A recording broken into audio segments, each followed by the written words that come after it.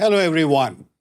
I first of all want to thank all of you for the support and the love that you provided EA during the last 30 years. Time has flown. Yes, indeed. EA is now 30 years old. We were wondering how we could give back. And then a thought occurred. Why not get leaders that we have placed during the last 30 years to share their experiences? Tell us what really made them successful. Try to unravel their mind as to why they chose to do what they did.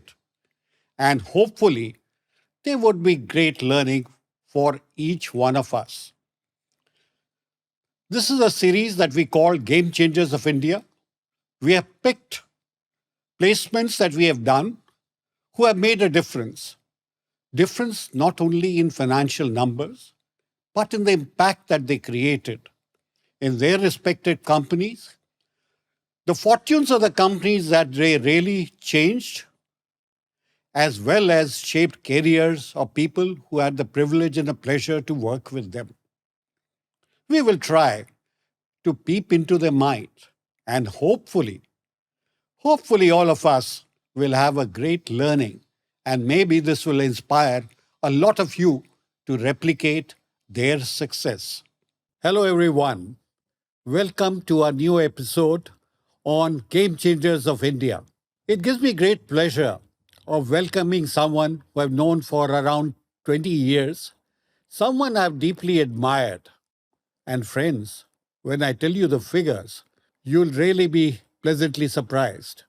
Do you know there's someone who moved the bottom line of his company 100 times? Someone who moved the top line of the company nearly 50 times, and someone who moved the valuation over 200 times in 19 and a half years. Yes, friend, this was achieved in India, and I have great pleasure in welcoming Dr. Om Manchanda.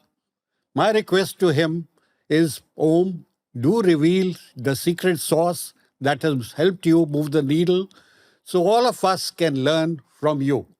Welcome, Om, to the show. Yeah, thank you, Ronesh, for having me on your show. I'm happy to answer a few questions. So go ahead and shoot. Wonderful. So, you had a myriad career. You moved from a multinational blue-blooded company like Hindustan Levers to a very, very different environment of a family-owned company, sub 50 crores, and to Dr. Lal PathLabs. Quite a difference in culture, mindset. And how did you adapt yourself to an environment which was so very different? Yeah, I think this is a question I'm often asked by a lot of people as to how did you, first of all, take a decision of moving from large companies to such a small setup. That itself was a big decision. And then finally staying there for so many years, and it must have been a great experience. And I know that it's not a very easy experience to go through. But I personally believe that I think all of us are very adaptable. It just requires a mindset that you're walking into a completely new area. So I think once you made up your mind that things are not going to be the same, and your expectation is that you're not walking into something very different, but expecting the same environment can create difficulty. So I was very clear in my mind that I have to change, and this is going to be a different environment. In fact, I don't know if you recall, you only placed me here, and the conversation we had about culture, about personalities, and I think it was less about the business. It was more about whether the chemistry between me as a person and the promoter on the other side, can we gel? And I think that question was on everybody's mind, including promoters, including my own. I think to my mind, this challenge existed for all the players in the equation, and everybody had to adjust to each other. So I think mindset of just staying flexible to adjust to new environment helps. What about the training that you had from Hindustan Levers and Monsanto, how much of a part did that play in the success at Dr. Lal's PathLabs? Yeah, I think a large part of credit of what I have done in this journey, I would give it to Hindustan Unilever. Because I think that those are formative years of mine and what I learned as to run a large scale business, different kinds of processes, different businesses I was exposed to, different type of bosses I worked for. And I think the first stint that I had in Hindustan Lever was very similar to what I actually did in Dr. Lal PathLabs. Because that was also very distributed business. You had factories all over. You were more like an entrepreneur. You were deciding about pricing. You were deciding about product formulation. You were managing your own team, which was animal feed stuff that was small business in Lipton those days. I think the learning of that stint came very handy to me in Dr. Lal PathLab. So I would actually give a lot of credit to my learnings in Hindustan Lever. What was the biggest surprise when you joined an environment so very different? Yeah, that's an interesting question. Lots of surprises I actually had. So one was the level of delegation that happens in the organization. It was a big shock to me, saying that I think most of these small companies suffer from those issues. I think from a startup stage to a slightly the business is about to scale up, a lot of companies suffer from letting go to delegating things. And I think that really suffocates the company to grow. So I think delegation is one area which I felt was less. And once we got into, once we sort of got into breaking that barrier, I think then company got wings to fly. I felt that is one big surprise. Second, I think was people's ability to disagree in a group setting, not speaking their own mind. I find that ordinary people can deliver extraordinary results, but they actually they don't know how will the boss get offended by disagreeing, and they just don't share. And that is one value which remains unlocked in most of these companies. So I would say that delegation is one. Second, I would say the ability to disagree. I think part of the challenge lies with the leader also, because how much you encourage people to speak up and disagree with you. You made a very interesting point getting, say, ordinary people to give extraordinary results. From your experience, whether at Dr. Lal's or Hindustan Levers earlier, what really helps get the best out of people? I personally believe, in fact, this morning I had breakfast with somebody, we were talking about the same subject. Uh, my reading is that if you express the confidence on the ability of the person and make him feel responsible, him or her, invariably I think people rise to the occasion. And as long as you can come across to them as being fair, and you can come across to them demanding yet not meaning harm, can actually get you good results. But if you're demanding and somewhere they feel that there is some harm, or you dislike them, they should see that you are a fair person, very caring at the same time, demanding. I think that can, and making them give them lever long enough, then they can change the world. Three things that you did at Dr. Lal Path Labs that brought this phenomenal results. So I actually would say, I think that's a very deep sort of question. I've often reflected on this. I think the phase one for me was to get accepted. I was very clear that in my mind that I have to earn the trust of the board, trust of the promoters and private equity, all these people who were there, because and I knew that and I think your starting question essentially was MNCs to small family business. And in MNC, large companies, you are stretching the same thread. You are expected to mix with the culture, to adjust to the culture which is given. You are not a change agent. And here it was very clear to me that I'm being hired to bring change. If I continue to do the same thing that has been happening and expecting different results is stupidity and may not happen, and I will still be held accountable for that. Because हमने तो इसको hire किया, MNC's guy has come, but nothing has happened. I told you so, kind of comments which will start coming, right? And I knew that things have to become different, and I realized I underestimated that effort, I must say so. I didn't realize it will be so challenging. But then I realized that my acceptance has to be there for me to rock this boat. Unless that happens, then my stay here is not going to be there.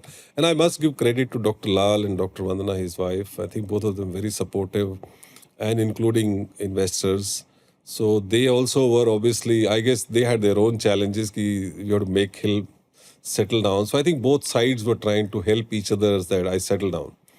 The second area was, I think then it's a broader term of getting accepted. What are those cues, visible cues, where you know that you're going there? Nobody's going to come and tell you this, right? But the vibes are there. You feel it.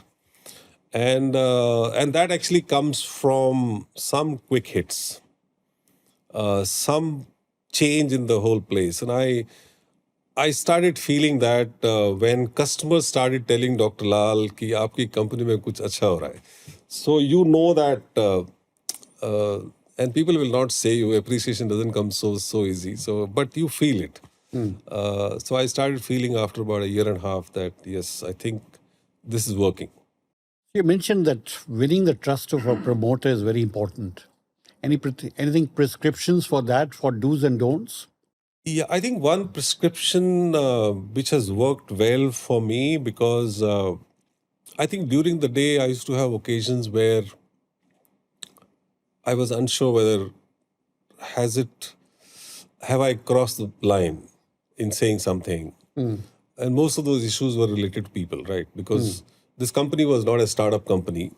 It was already existing for 55 years. It was thoroughbred, family run and culture of its own. And there were 10, 15 guys who were inner circle. And suddenly I come and one of the challenges, probably you know that the CFO who wanted to be this one. Yeah. So I think a lot of these people issues were there. Now to disturb that apple cart was quite challenging. And then hiring a new talent and not able to align that who is the right person to be hired also was another challenge. Because I coming from consumer industries, FMCG. In fact, one of the other reasons for our success has been that we are the only company in healthcare who has brought talent which is non-healthcare. Because of my upbringing in outside healthcare, a lot of people came from outside. Otherwise, many companies have really struggled to do that. And that itself was a bit of a challenge. And one of the prescription I have for winning the trust is actually you go back and ask directly, I hope I have not crossed the boundary and whatever I'm doing is in the interest of organization. I have nothing else, no other agenda in my mind. I think staying a little open about that, because then the other person also would tell you whether he liked something, didn't like it. Then you open it up a little bit. Put that elephant on the table, saying you are doing this because in the interest of organization. Yeah, because the professionals will always struggle, nothing to do with Dr. Lal PathLabs, because the line between what not to do with a promoter and when do you ensure that you're not crossing the line becomes very difficult for a lot of professionals to actually... Yeah, I think maybe while on this subject, I can also say that I often used to repeat this statement to my team is that if you're not bothered about who makes the decision, Right. if you're bothered about let's make the right decision, Yeah. will always help. But if you continue to say that I'm the boss, I'm the person who will decide, then we may miss the problem. We may end up making a mess out of it. So it should not really matter who's deciding. What it should matter as to, are we taking the right decision?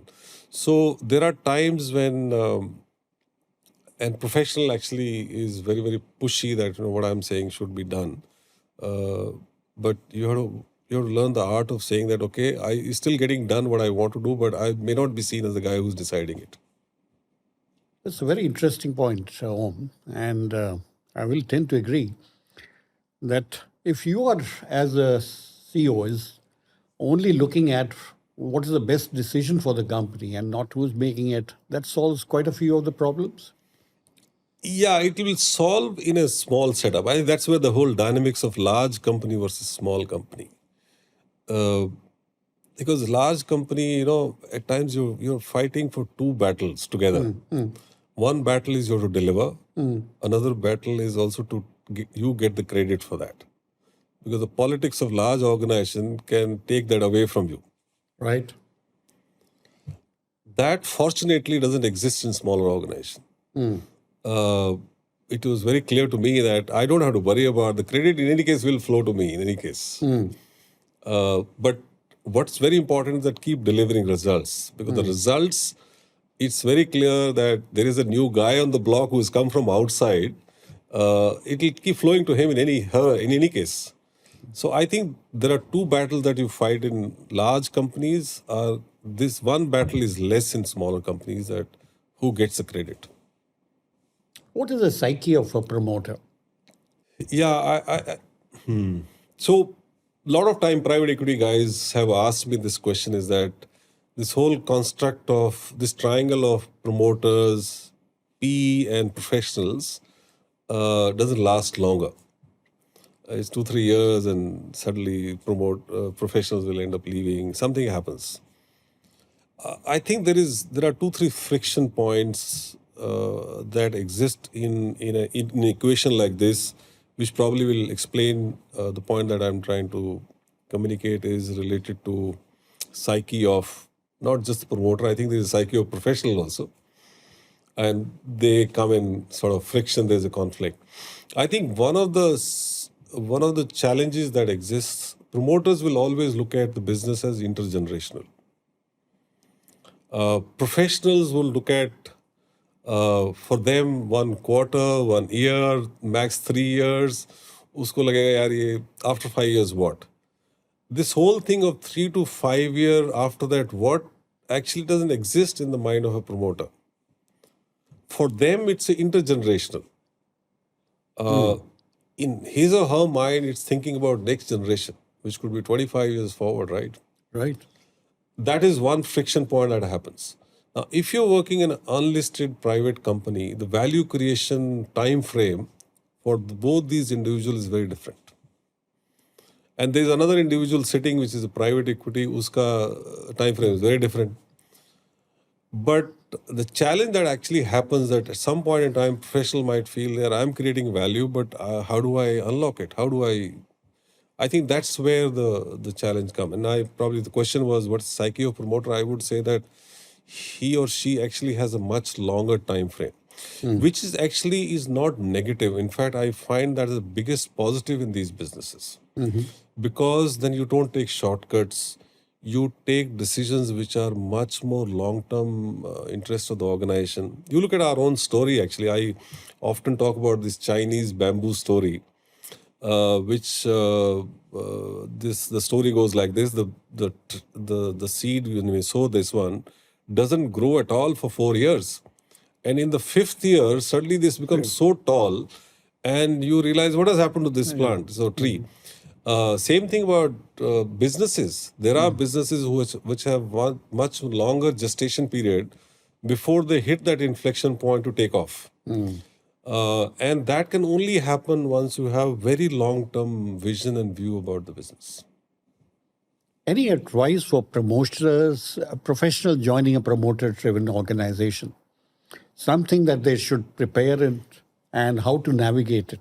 I think they definitely should not walk into such organization with a they know it all attitude. they should not walk into, they should carefully choose their language. Uh, Often it is important not that what you say, but how you say it. Often I find that the language, because I'm telling you this from my experience of when when I hire people, often they'll walk into my room, oh, in this company mein ye nahi hota hai, wo nahi hota hai. It's 24/7 you're saying what is wrong with the organization. But the beauty is that if you know what is wrong with the organization, just go and correct it. And it'll give you results, right? So, and my way of telling was that's why you've been hired, right? So you just go and correct it. Right. So, and then, but if you constantly keep highlighting what is not right, may actually create issues. Stay a little bit calm about this, keep it within you. I think focus on getting it corrected rather than just highlighting and throwing up the problem up and not solving it. When you hire people, what do you look for, Om? And what is a no-no? When you hire people, obviously we wanted to hire people from large organizations because you are on a scale-up journey. And one of the qualities that was required is people who are familiar with systems and processes of a large-scale company. That's the need of the organization. So I hired people from MNCs and telecom industries. So they came from large-scale organizations. So that is number one. But on those companies, the point that I was trying to make you is that you are constantly fighting for not only delivering, but also making sure that you are seen as delivering. Now, this whole you are not only good, but you're seen as good is not really the big requirement in smaller organizations.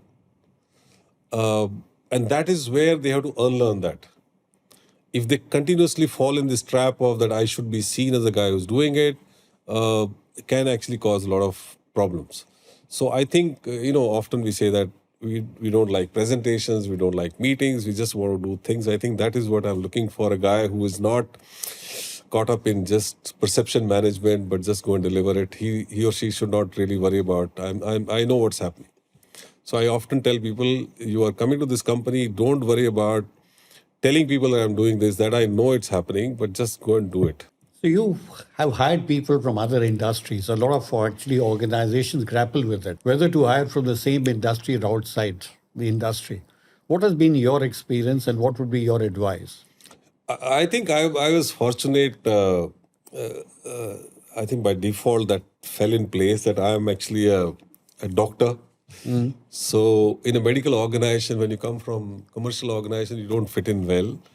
And I was fortunate to relate on both sides with medical professionals as well. So since I could write a doctor in front of my name, and then I came from Hindustan Unilever, so I had a corporate background. So when I used to hire people from outside non-healthcare, I think it came natural to me to help them settle down in a medical organization, which to my mind was, and that's a constant conflict that happens in healthcare organizations because these are all medical, technical, doctor-driven. For a non-healthcare guy, it can be very unsettling to settle down. That's why you will see in healthcare services, not too many people from non-healthcare backgrounds are there. But me being in the middle could help that, yeah.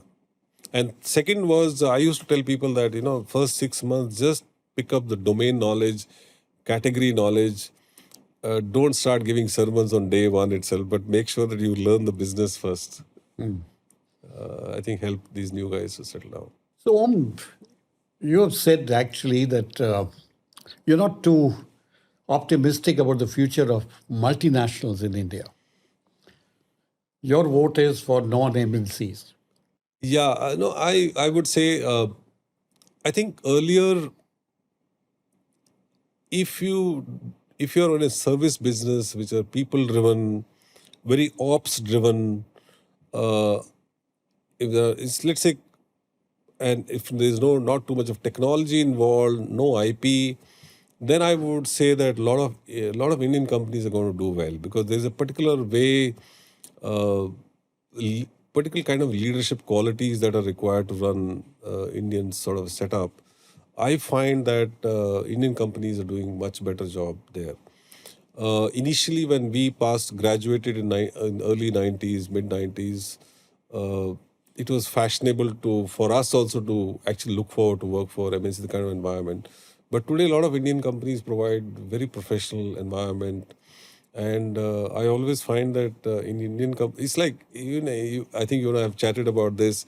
You also there's a boss subordinate relation that in MNCs also you have to manage a boss, right? And वहाँ तो even more challenging because you have to manage multiple bosses over a period of 10 years.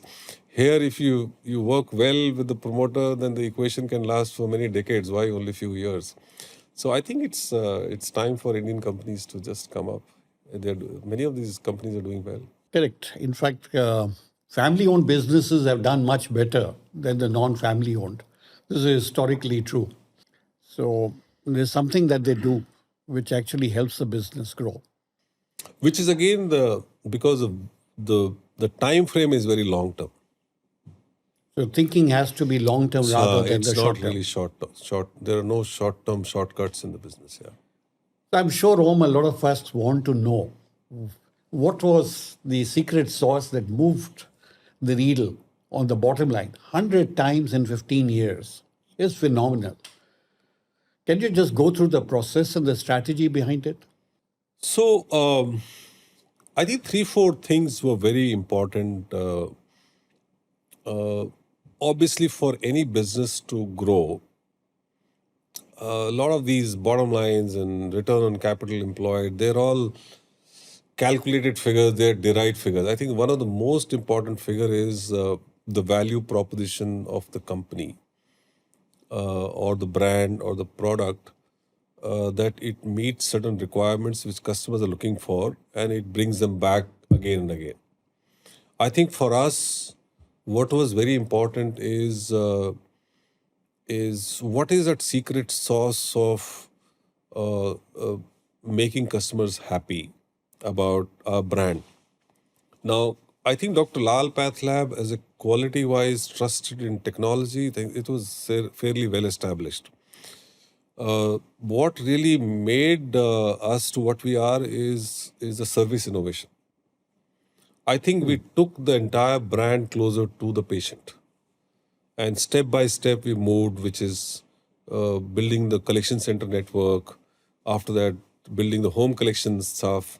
We actually took the lab to the drawing rooms of people. Today, when I came, people used to come to the lab, give a blood sample, then calling during the day whether my report is ready. Some of them actually would come in the evening, make a visit to the lab. And if your report is not ready, you go back empty-handed, then come back next day morning. So it was like a huge sort of full day affair for these people or for our customers.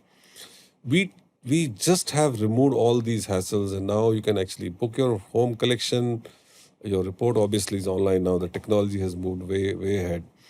So actually, you don't even come to the lab at all. So it's become so convenient. So I would say service-related stuff really helped us to where we are. After that, a lot of we expanded the market through preventive health checkups. So earlier you were only catering to people who are going to doctors.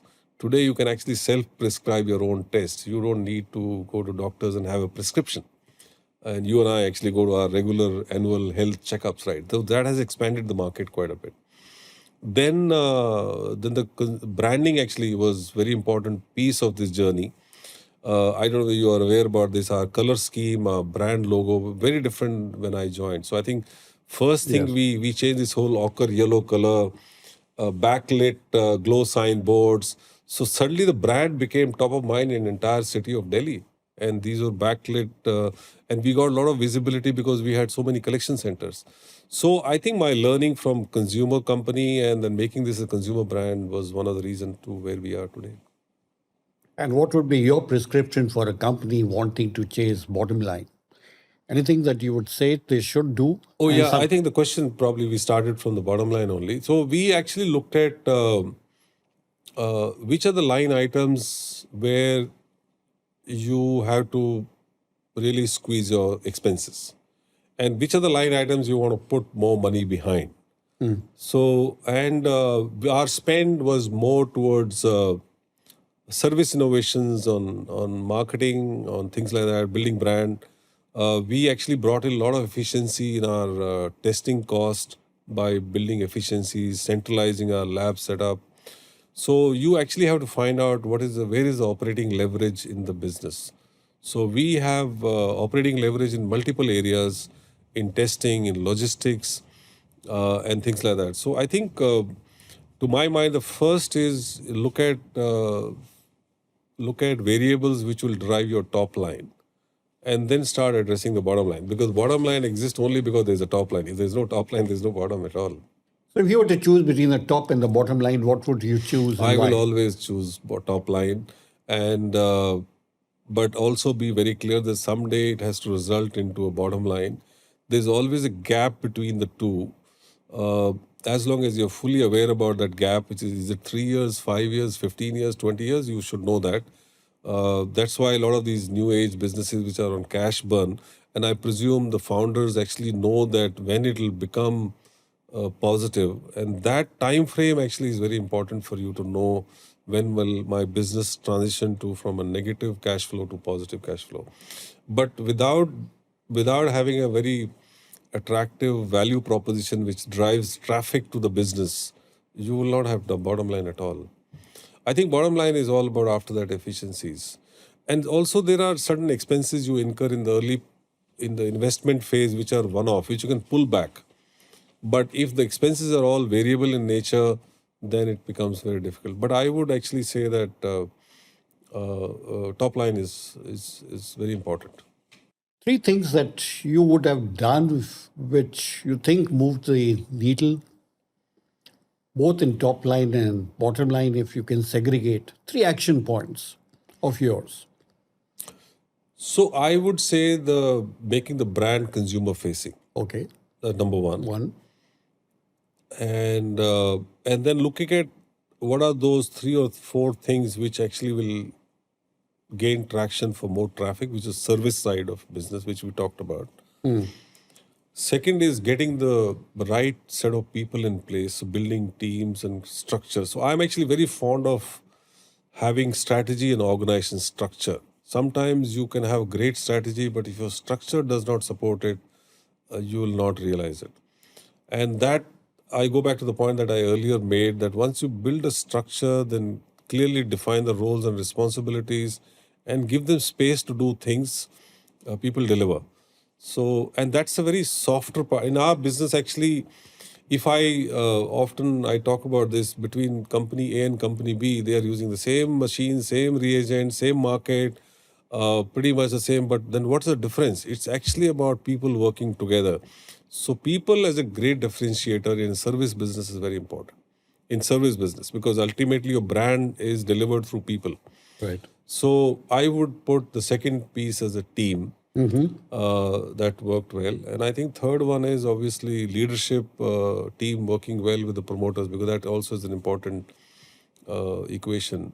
I would say these 3 things worked well. How does a budding CEO prepare himself or herself for the role? So I think for CEO, there are 2 parts which are very important. One is you lead a business. Constantly you're making business decisions. I think that to me is the easier part, because a decision is again debated, discussed, supported by numbers. Invariably, you give a case study to people, 2, 3 groups, they may come out with the same sort of a decision saying that these are 4, 5 things we need to do. The other part is leading people for a CEO. That also, I think, is becoming, because you have so much of gyan these days about how to lead people. I think in this lies there is something more, which is leading your own self, is very important. I think, and as you become CEO, you will not have luxury of even getting unsolicited feedback also, because you are in your own world. You feel there's nobody better than you, and you got a title like CEO. That means you arrived in life. I think having ability to talk to yourself, seeing yourself in the mirror, is very important. I think a little bit of reflecting your day in the evening when talking to yourself, what you did right, what you probably didn't do right, could be a good thing. So I think leading self, I would say, is one area which probably people should practice more. Can CEOs be made or are they born? I think they can be made because my reading is that a lot of these things you have to train your mind. It's about training your mind for, and you and I chatted about this whole Vipassana thing, Yes. which teaches you to detach, right? So the detachment also is a training your mind to detach, right? I think it's possible to be like that, right? And I personally believe that, of course, there is a bit of a personality aspect to this. I won't take that away. But large part of it is also, it can be made as well. So I don't think one should say that they are born. Maybe combination of both. 3 qualities of yours, Om, that has helped and shaped you to what you are today and made you successful. That's something which people should say rather than me telling me. You're a self-aware person. What would be your guess? I would probably narrate from the feedback people have given me rather than what I feel. I think one is perseverance. I just hang in there and be there, and things just be at it. I think that's one quality people have told me. And second is my ability to relate to multiple layers in the society also has helped me, because I come from a very small village background. So we have a large, in Dr. Lal PathLabs, we have a large force, which is phlebotomists, technicians. Many of them are at minimum wages. They can just relate with me. I don't talk to them. I am the managing director or CEO of the company. They can walk into my room anytime. So I think that piece, and then going back to corporate at higher level, I think my ability to straddle these multiple layers has been one thing that has helped me. And third is, I think I've done variety of stuff in my career. So I like doing different things. So my energy level just go up when I do something different, something new. And I'm experiencing this now in this phase as well. I just like doing new things and different things. So reinvention is a part of your DNA. Yes. So if you look ahead and say next 5 years, what are the 2-3 qualities you think that people will need to inculcate to be successful CEOs? I think the change is very rapid now. It's just a level of uncertainty is just growing very fast. Your ability to stay in a very uncertain world is very important. So Right. I think it otherwise can cause a lot of nervousness, anxiety. I think that's one thing. So that's one. Second is, I'm actually doing a course in AI and machine learning. Guys like me from my vintage probably do not know much about this. And, I actually sit in a class these days. I'm doing from IIT Delhi, which is 120 people. Last 7 months I've been doing this. I'm a part of a group where are 30 years old guys who are doing some cyber security. And I think you have to really learn. The world is changing rapidly, because otherwise you can be a CEO who's the least informed, because there are so many gatekeepers before things flow to you. And just stay close to the ground is very important, which is just about world is changing on technology. So I think they have to really stay up to date on technology, because what was happening in 90s is not happening now anymore. So the world will change far more, and so And people it's will need. changing very rapidly, actually. Even when I talk to techies, they themselves feel things are changing now. Right. A technology which came 1 year back has changed completely, while you and I may be still stuck in learning what was old. So when I talk to them, "Arey, ye to bahut purana hai." What are you talking about? That's the kind of response I get. So you've been a hiker and you love hiking. How much has that played a part in shaping you into what you are? I think quite a bit. I when I go for hikes for those 15 days, I'm in my own world, and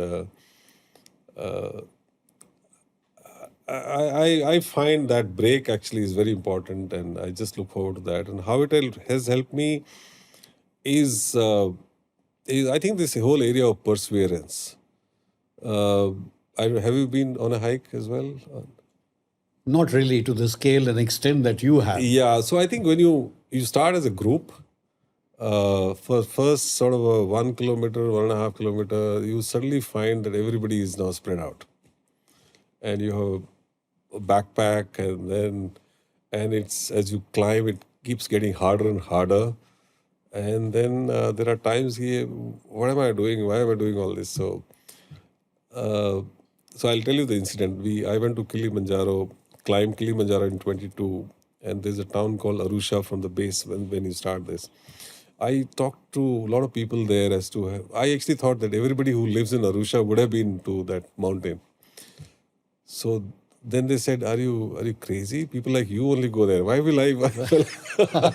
So it made me think as to why I've come from India and gone up there. So I think people look for in these hikes something different, and that experience has been of it's a very hard. It's just be at it, keep going, and then suddenly you reach the summit. So there is a sense of achievement you have every day, but it's not easy. You just keep walking. That is one thing which I've learned. I think it has also made me a little more spiritual because you're with nature, and which is at times very harsh. Conditions are very tough, and then you suddenly find that you're one speck in this whole planet, and if you think you're a big guy, just come down. So I think it has made me a little more with the nature, with whatever you call it. So I feel I get a lot of bliss and peace when I'm there. How important do you think is spiritual quotient in today's world? Yeah, it's extremely important. Uh, I would say that at the end of the day, that is it. Because technically, all of us are tourists on this planet. We should know this. We don't own it, right? Right. So while this, we're going to be there, some people, some may last longer, some may last less. But at the end of the day, whatever you have is going to leave you. You're going to leave behind. You don't own anything. So why fear of losing something when you don't own anything? So some of these, your ability to see that reality and then operate actually helps. And this morning, again, when I was talking to this person, is that I think the biggest stress in life is that you're trying to control things, but technically you don't control anything. Right. And if you get up in the morning trying to control everything, you're stressed out. But if you get up in the morning here, I have less control on most things. You may actually feel lighter. You spoke about purpose of business, especially when you spoke about during the COVID time and how that helped. How important is purpose in what is achieved in an organization? It was a great realization I had during COVID times. Because till that time I was caught up in whole top line, bottom line, the way you were asking, value creation, this wealth creation, all those kind of words. But when COVID actually hit us, I actually went through a completely different sort of experience, which is very, very difficult and unique. So during that time, we are India's largest diagnostic companies, and so much of like everything fell on us like a ton of bricks. And being at the helm, lockdown. In fact, I had COVID that time, especially during Delta waves. My actually phone didn't stop 24/7 in April of 21 when this Delta wave was there. And one side I had the challenge of keep my organization motivated because they are the ones who are actually getting calls to collect samples, test samples. Outside world probably felt that we are immune to COVID. It doesn't happen to people like us. But 50% of my force was down with COVID. But still, for them to go and face this virus and just go and collect the sample, middle of all that, I had to really keep this whole organization motivated. I actually found that while it may sound very difficult, but it suddenly became very easy when you took the organization to a level saying that, listen, you are serving the humanity and it's a purpose. It's a cause. I think the energy levels are very high. I was surprised to see that uh, I didn't face much of resistance from people to when I actually helped them relate to larger purpose. Even my own energy levels are very high. While at one level I was very tired, fatigued, but I didn't feel anything, and I felt something different that the God has probably given me to serve in such fashion. So I think higher purpose is very important. So I think the joy of giving is much more a joy of taking is what I realized at time. Wonderful. Any learnings and any regrets? Learning, If you were to lead your life again, would you do it a little differently? I think to my mind, I think probably I've taken this step now. I believe that I need to probably look at multiple things. I can do more. I have, while you look at Dr. Lal's success in a particular fashion, but personally, I feel I can do much more. I don't know. Great. That's what I feel, and I need to unshackle myself, free myself to do something more. Hopefully, I'm creating that opportunity for myself in next phase of career that I will try to do something multiple things. I am passionate about life sciences because I have done.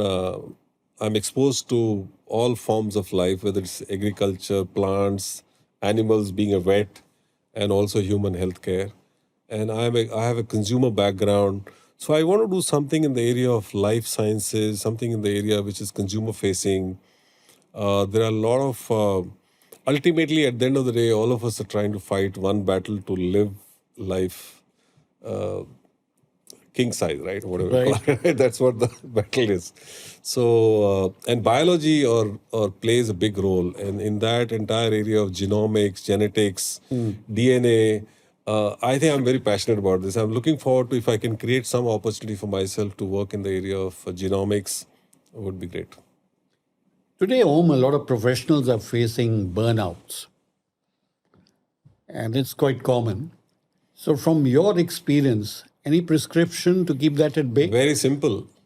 Uh, we all get trapped into rat race.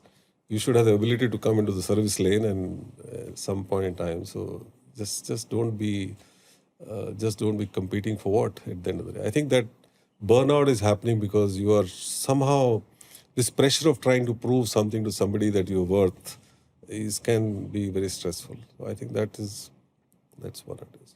And at some point in time, you should also say that sometimes things just happen. They are not in your control.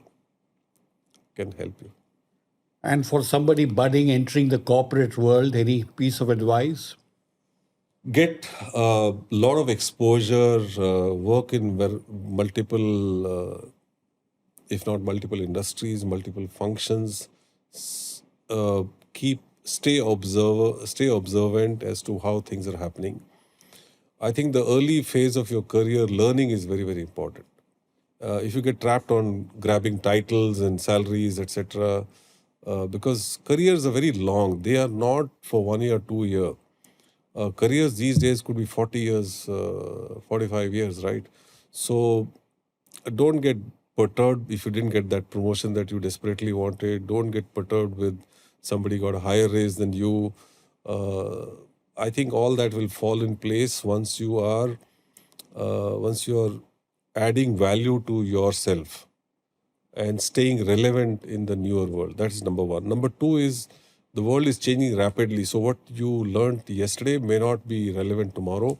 So your ability to learn also should be there very quickly, is what I would say. Three things that people can do to stay relevant and command a premium. The course that I'm doing now with IIT Delhi on AI and AI. machine learning. Yeah, stay up to date and read as much as possible. And I think your ability uh, to cut the noise is very important. I think these days we have a lot of noise around us. Whether it's half the time you can actually spend full day on WhatsApp, right? These messages that flow in. So your ability to, and sometimes, I don't know whether you feel it. I do feel it whether I should exit the group or should I stay. Yes. There is some value of staying in the group. So you don't want to exit, but there is a new sense of multiple messages that come. If you can figure that out, that okay, there is a lot of noise, but there is some relevance, your ability to stay only connected to relevance is very important. So you need to be selective what has to go inside you. How do you unclutter your mind? Okay, one secret I would say, I actually get up early morning around 5 every day. So I actually have 1.5, 2 hours of my personal time. So I actually go for walks and I'm all the time with myself. So my day starts with so it's already and then I actually hardly watch any news, etc. So I sleep early as well.